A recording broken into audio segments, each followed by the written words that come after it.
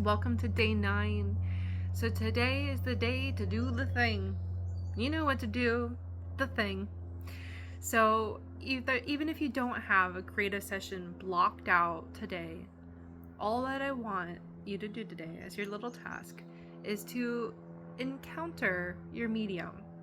So if you finished, the day 2, day 3 of like having it present, your physical supplies, if you have something that's physical supplies, in your space, or when you created your creative space, to go and at least visit it for about 5 to 10 minutes, as little as you want. And the intention, similar to like when I was training my cat with the harness training, is that I would, allow my cat to like sniff the harness and just kind of get used to it and give it some treats, okay?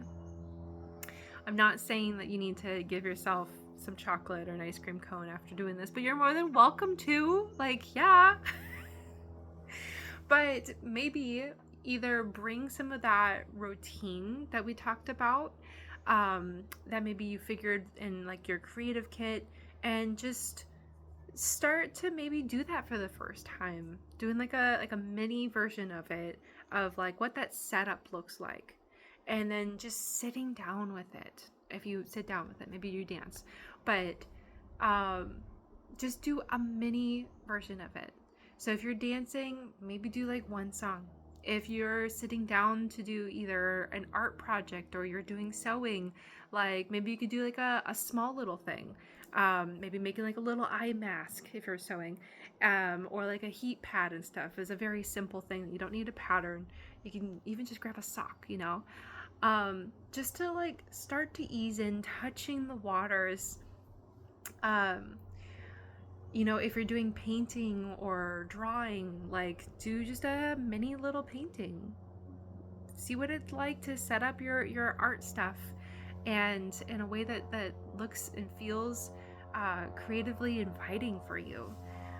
Maybe even today is just setting up the space for your creative session in a way that um, is going to be completely ready, and so you don't need to waste or spend any energy when you go down to set up, or when you actually go have your creative session.